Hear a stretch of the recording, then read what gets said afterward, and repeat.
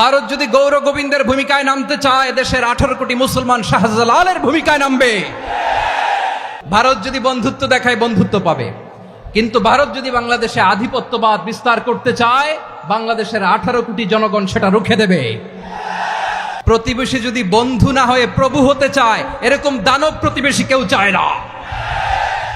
আমাদের একটা প্রতিবেশী দেশ আছে, আমরা আমাদের দেশ নিয়ে যত ভাবি তারা তার চেয়ে বেশি ভাবে। কথা বুঝতেছেন না? আরো ভেঙে বলতে হবে। হ্যাঁ, আমরা আমাদের দেশ নিয়ে যত উদ্বিগ্ন, এদের আরো টেনশন বেশি। বলেন, আমাদের দেশে শান্তি আছে না নাই? আমরা হিন্দু মুসলিমে কখনো দাঙ্গা লাগে? আসতে বলেন, কেন লাগে? ওদের পূজা পার্বণে আমাদের মাদ্রাসার ছেলেরা যে পাহারা দেয়, চিল্লায় বলেন ঠিক কিনা? আমাদের তাফসির মাহফিলের সময় ওরা ডিস্টার্ব করেন, ঢোল বাজায় না। ওদের পূজা পার্বণের সময় আমাদের তাফসির মাহফিলের ডেট হলে আমরা চেঞ্জ করে দেই। সুবহানাল্লাহ, কি সাম্প্রদায়িক সম্প্রীতির রোল মডেল। আর ওই বাংলাদেশের ব্যাপারে তারা অনেক ডিসইনফরমেশন ছড়াচ্ছিল। ভারতের অনেকগুলো গণমাধ্যম, আমি জেনারেলাইজ করব না, আমাদের প্রতিবেশী দেশের সব গণমাধ্যমকে আমি দোষ দিতে চাই না। অনেকগুলো গণমাধ্যম তারা ডিসইনফরমেশন শেয়ার করেছে। ডিসইনফরমেশন আর মিস ইনফরমেশনের পার্থক্য আছে। মিস ইনফরমেশন না জেনে ভুল বুঝে একটা মিথ্যা বা ভুল তথ্য ছড়িয়ে দেয়া, এটার ক্ষমা আছে, এটার কি আছে?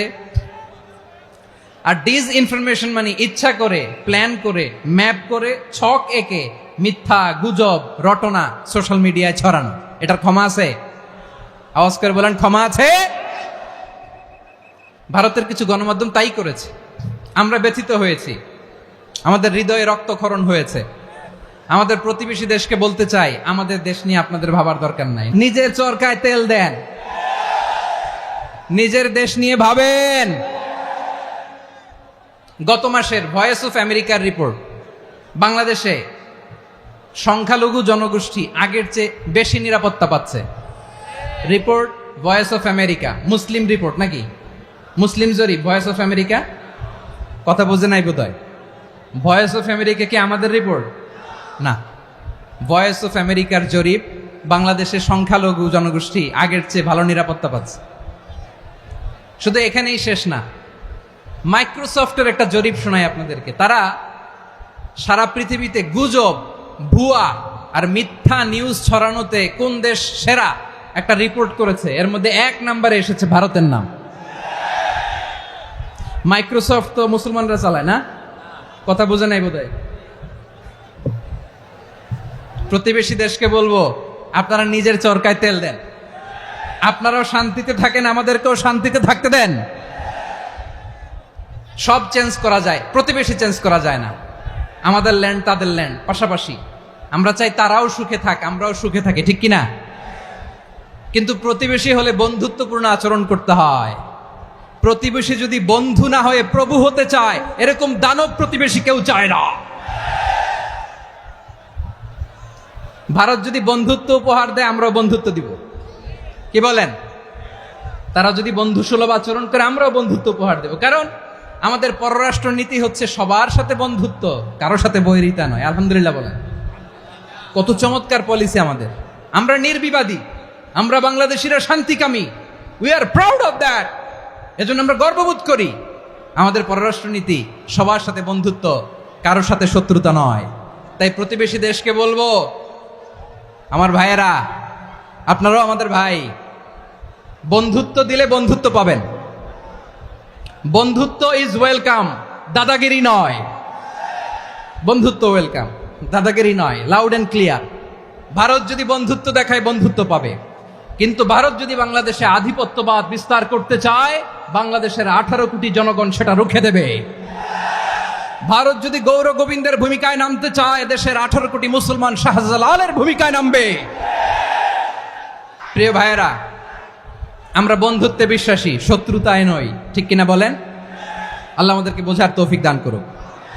তাহলে এই যে তারা বলেছে এদেশে সংখ্যালঘুরা কষ্টে আছে, দুঃখে আছে, এটা কি ঠিক? বলেন, এটা কি ঠিক? না, তারা ডিসইনফরমেশন শেয়ার করেছে, এটা ঠিক নয়। আমার প্রতিবেশী বন্ধু রাষ্ট্রকে বলবো, আপনারা এটা করবেন না। এটা করবেন না। আমরা শান্তিতে আছি, আপনারাও শান্তিতে থাকেন, আমাদেরকেও শান্তিতে থাকতে দেন। এই যে চিটাগাংয়ের অ্যাডভোকেট আলিফ হত্যাকাণ্ডে গোটা বাংলাদেশ আমরা ধৈর্যের পরাকাষ্ঠা দেখিয়েছি, চিল্লায় বলেন ঠিক কিনা? আমাদের নেতা আমাদেরকে ডেকেছে, আমরা শান্ত থেকেছি। আমরা শান্ত থাকতে চাই, আমরা ঐক্যবদ্ধ থাকতে চাই। যে কোনো ষড়যন্ত্র রুখে দেওয়ার জন্য ঐক্যবদ্ধ প্রচেষ্টার কোনো বিকল্প নাই। তাই আজকের আলোচনার ছোট্ট একটা টপিক আমি শিরোনাম ঠিক করেছি, আমাদের জীবনে, সমাজ জীবনে, ধর্মীয় জীবনে, রাষ্ট্রীয় জীবনে ঐক্যবদ্ধ থাকার গুরুত্ব। এবার আওয়াজ করে পেকুয়ার ভাইয়েরা বলেন, আমরা ঐক্যবদ্ধ জীবনযাপন করতে চাই কি চাই না? আল্লাহ তাআলা সে নির্দেশনাই দিচ্ছেন।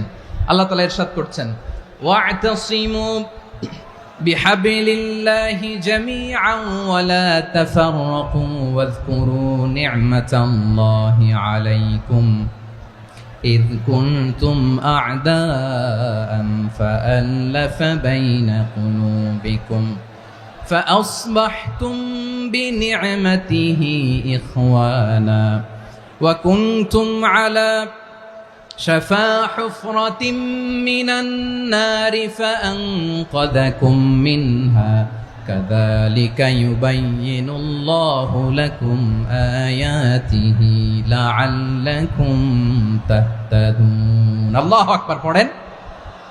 আল্লাহ বললেন, ও গোলামেরা শোনো, ওয়া'তাসিমু বিহাবলিল্লাহি জামিআ, ও আমার গোলামেরা সবাই মিলে আল্লাহর রশিকে আঁকড়ে ধরো।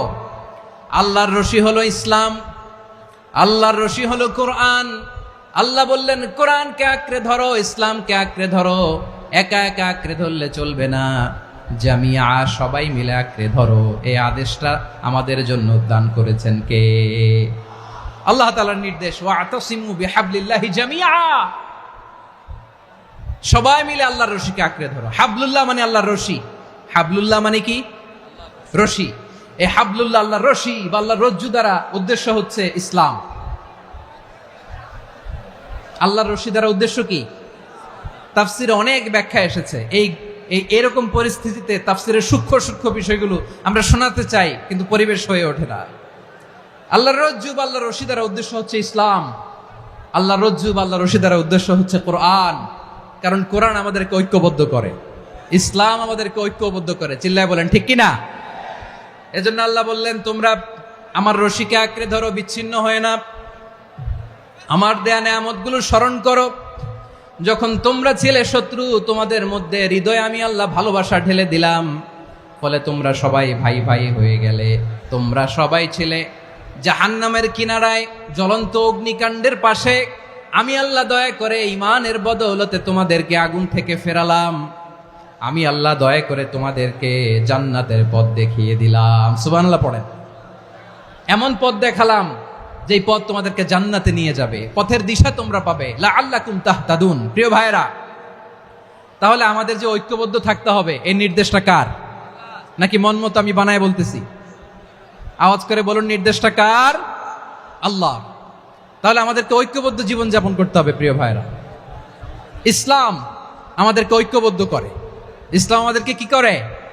সংঘবদ্ধ করে, ঐক্যবদ্ধ করে। বিচ্ছিন্ন হওয়া যাবে না। বিরোধ, বিচ্ছিন্নতা, মতানৈক্য, এগুলো আমাদেরকে ধ্বংস করে, আমাদেরকে দুর্বল করে। আর আমাদের ঐক্যবদ্ধ প্রচেষ্টা আমাদেরকে বিজয়ের দিকে এক ধাপ এগিয়ে নেয়। চিল্লায় বলেন ঠিক কিনা? এজন্য আল্লাহ বললেন, ওয়া'তাসিমু বিহাবলিল্লাহি জামিআ, তোমরা আল্লাহর রশিকে আঁকড়ে ধরো, তোমরা ঐক্যবদ্ধ জীবন যাপন করো, তোমরা বিচ্ছিন্ন হয়েও না। বিচ্ছিন্ন হইলে লস, ঐক্যবদ্ধ হলে সেখানে কল্যাণ আছে না নাই? আমাদের আগে যে সমস্ত জাতিগোষ্ঠী ধ্বংস হয়েছে, বিভেদের কারণে হয়েছে। বিশ্বনবী বলেন, বুখারীর বর্ণনা, ফাইন্নামা আহলাকাল্লাযীনা মিন ক্বাবলিকুম কাসরাতু মাসাইলিহিম ওয়া ইখতিলাফুহুম আলা আম্বিয়াইহিম। তোমাদের আগে ইহুদি নাসারারা যারা ধ্বংস হয়েছে, আমার গজবে উপনীত হয়েছে, দুইটা কারণ ছিল। নাম্বার 1, কাসরাতু মাসাইলিহিম, বেশি প্রশ্ন করত, প্রয়োজনে অপ্রয়োজনে নবীরে প্রশ্ন করে আটকাইতে চাইতো, এরকম ডাকাত ছিল তারা। 2 নাম্বার কারণ, ওয়াখতিলাফুহুম আলা আম্বিয়াইহিম, ইখতিলাফ করার কারণে, বিভেদের কারণে, পারস্পরিক বিরোধে জড়ানোর কারণে তারা ধ্বংস হয়েছে। এখন বলেন, আমরা কি আল্লাহর গজব চাই? আমরাও কি তাদের মতো ধ্বংস হতে চাই? এজন্য আল্লাহ তাআলা সূরা আল ইমরানের 105 নম্বর আয়াতে বললেন ওয়ালা তাকুনু কাল্লাযীনা তাফাররাকু ওয়াখতালাফু মিন বা'দি মা জাআহুমুল বাইয়িনাত ওয়া উলাইকা লাহুম আযাবুন আযীম। খবরদার, প্রমাণ পাওয়ার পরেও, দলিল নাজিল হওয়ার পরেও যারা বিরোধ করেছে, ইখতিলাফ করেছে, বিচ্ছিন্ন হয়েছে, খবরদার তোমরা তাদের মতো হয়ো না। যদি তাদের মতো হও তাহলে জেনে রাখো ওয়া উলাইকা লাহুম আযাবুন আযীম, তাদের জন্য আমি মর্মন্তুদ শাস্তি প্রস্তুত করে রেখেছি। যারা বিচ্ছিন্ন হয়েছে, বিরোধ করেছে, তারা কারা? ইহুদি নাসারারা। এই আয়াতের তাফসীরে কাল্লাযীনা তাফাররাকু ওয়াখতালাফু, যারা বিচ্ছিন্ন হয়েছে, বিরোধ করেছে, তারা কারা? মুফাসসিরিন ইকরাম বলেছেন তারা ইহুদি নাসারারা। আওয়াজ করে বলুন তো, তারা কারা? ইহুদি নাসারারা। বিষ্ণু ঈসা ইসলাম সুনানে আবু দাউদ এবং তিরমিজির হাদিসে বলেন ইফতারাকাতিল ইয়াহুদু আলা 71 ফিরকা, ইহুদিরা 71 দল হয়েছে। ইখতিলাফ করতে করতে কয় দল? সবাই বলে নাই, কয় দল? ওয়াফতারাকাতিন নাসারা আলা 72 ফিরকা, আর নাসারারা হয়েছে 72 দল। আওয়াজ করে বলুন তো কয় দল?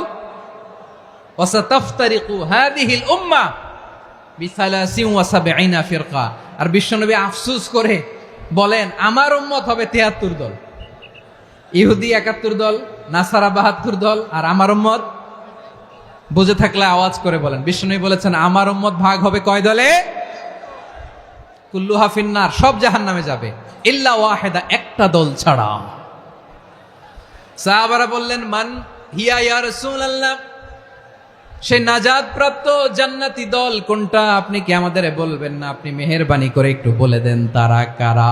বিশ্বনবী বললেন মা আনা আলাইহি ওয়া আসহাবি, আমি এবং আমার সাহাবারা যেই মতের উপর, যেই পথের উপর আছে, এই মত এবং পথের উপর যারা থাকবে তারাই জান্নাতের দল হয়ে যাবে। যারা আমার মত, আমার সাহাবীর মত এবং পথকে অনুসরণ করবে তারাই জান্নাতে যাবে। তাহলে প্রিয় ভাইয়েরা, আমরা কি আর ইখতিলাফ করব, কাদা ছোড়াছুরি করব? তাহলে আমরা ঐক্যবদ্ধ জীবনযাপন করতে চাই, ঠিক কিনা বলেন? এবার বলেন ঐক্যের ভিত্তি কি? আমরা যে ঐক্যবদ্ধ হব কিভাবে? সবাই বলে ঐক্য চাই, ঐক্যবদ্ধ হতে চাই, ঐক্যের ভিত্তি কি বলেন? ঐক্যের ভিত্তি হচ্ছে তাওহীদ। আওয়াজ করে বলতে হবে সবাই, ঐক্যের ভিত্তি কি? যেই বলবে লা ইলাহা ইল্লাল্লাহ, ও আমার ভাই, তার জন্য আমার হৃদয়ে দরদ, মায়ামাখা দরদ, ভালোবাসা আছে না নাই? তাওহীদ। এই মুসলিম উম্মার ঐক্যের ভিত্তি তাওহীদ। পেকুয়ার ভাইরা মনে রাখেন, মেসেজগুলো মনে রাখেন। মুসলিম উম্মার ইউনিটি, ঐক্য, এটার ভিত্তি হচ্ছে তাওহীদ। যেই পড়বে লা ইলাহা ইল্লাল্লাহ সে আমার কি? এজন্য বিষ্ণুই বলেন মান ক্বালা লা ইলাহা ইল্লাল্লাহ, যে ব্যক্তি বলবে লা ইলাহা ইল্লাল্লাহ মুখলিসান মিন কলবিহি, অন্তর থেকে যে পড়বে লা ইলাহা ইল্লাল্লাহ, দাখালাল জান্নাহ, সে জান্নাতি হয়ে যাবে। সুবহানাল্লাহ বলেন। যেই পড়বে লা ইলাহা ইল্লাল্লাহ সে কই যাবে? জান্নাতি হয়ে যাবে। তো এখন আমার সব ভাই যারাই লা ইলাহা পড়ছে জান্নাতে যাক, চাই কি চাই না? নাকি আপনি শুধু একাই জান্নাতে যেতে চান? একাই যেতে চান? জান্নাতে একা আমি যাব না তো ভাই, তোমাকেও জান্নাতে দলে নিতে চাই। সবাই বলেন জান্নাতে একা আমি যাব না তো ভাই, তোমাকেও জান্নাতে দলে নিতে চাই। আমাদের জান্নাতের দল ভারী হোক, আমরা চাই কি চাই না? যেই বলবে লা ইলাহা ইল্লাল্লাহ ওই আমার ভাই, সে জান্নাতে যাক, এটাও আমি চাই, ঠিক কিনা? নাকি সবাইরে জাহান্নামে পাঠাইয়া খালি আপনি জান্নাতে ঢুকবেন? আচ্ছা বলেন, সব গেছে জাহান্নামে, আপনি একা জান্নাতে, ওই জান্নাতে ভাল লাগবে আপনার? আকল খাটান। সব জাহান্নামে গেছে, যান। এ কাফের, ও জালেম, ও নাস্তিক, সব গেছে জাহান্নামে, আপনি একা জান্নাতে, ওই জান্নাতে ভাল লাগবে? জান্নাতে আমি একা যেতে চাই না, আমার জান্নাতের দলকে আমি ভারী করতে চাই। চিল্লায় বলো ঠিক কিনা? যারাই বলবে লা ইলাহা ইল্লাল্লাহ তারা আমার ভাই। বিশ্বনবী এই কথাটার আরো চমৎকার ব্যাখ্যা করেছেন। তিনি বলেন মান সাল্লা সালাতানা ওয়াস্তাকবালা কিবলাতানা وأكل ذبيحتنا فذلك المسلم له ذمة الله وذمة رسوله فلا تخفر الله في ذمته। বিশ্বনবী তিনটা ক্রাইটেরিয়া শুনিয়ে দিলেন। তিনি বললেন, মান সাল্লা সালাতানা, যে ব্যক্তি আমাদের মতো নামাজ পড়ে, ওয়াস্তাকবালা কিবলাতানা, আমাদের কিবলারে কিবলা মানে, ওয়াকালা যাবিহাতানা, আমাদের জবাই করা পশু খায়, ফাযালিকাল মুসলিম, সেই মুসলমান। সুবহানাল্লাহ। আমার মতো নামাজ পড়ে মানে কি? তার ডিভাইন অ্যাক্টিভিটি আমার মতো, তার ইবাদতের সিস্টেম আমাদের মতো। ওয়াস্তাকবালা কিবলাতানা মানে কি? আমার যে ডাইরেকশন তারও একই direction, to the direction of কাবা। আল্লাহু আকবার। কাবার দিকে হয়ে সে নামাজ পড়ে। আমার ডাইরেকশন তার ডাইরেকশন, আমার ডেস্টিনেশন তার ডেস্টিনেশন এক। ওয়াকালা যাবিহাতানা, আমার জবাই করা পশু খায়, সেই মুসলিম, সেই মুসলিম। লাহু জিম্মাতুল্লাহি ওয়া জিম্মাতু রাসূলিহি, তার জন্য রয়েছে আল্লাহর জিম্মা, রাসূলের জিম্মা। ফালা তুখফিরুল্লাহা ফি জিম্মাতিহি, আল্লাহর জিম্মাদারির তোমরা খেয়ানত করো না। তার মানে তোমার মুসলিম ভাইরে অমুসলিম বলো না, তার জান মালের কোনো ক্ষতি তুমি করতে পারবা না। সুবহানাল্লাহ বলেন। তাহলে ঐক্যের ভিত্তি বিশ্বনবীর কথা থেকে, মুখনিসৃত পবিত্র কথা থেকে আমরা পেলাম। আমার আঙ্গুলের দিকে তাকিয়ে আওয়াজ করে বলো পেকুয়ার ভাইয়েরা, ঐক্যের ভিত্তি কয়টা? আওয়াজ করে বলো কয়টা? ঐক্যের ভিত্তি হবে যে তাওহীদ, এটার ব্যাখ্যা তিনটা বলেছেন বিশ্বনবী। এক নম্বরে, যে আমাদের মতো নামাজ পড়ে, যে আমাদের কেবলারে কেবলা মানে, যে আমাদের জবাই করা পশু খায়, সেই মুসলিম। সেই কি মুসলিম? সে আমার ভাই। তার সাথে আমার কোনো বিরোধ আছে? কথা বলো পেকুয়ার ভাইয়েরা, বিরোধ আছে?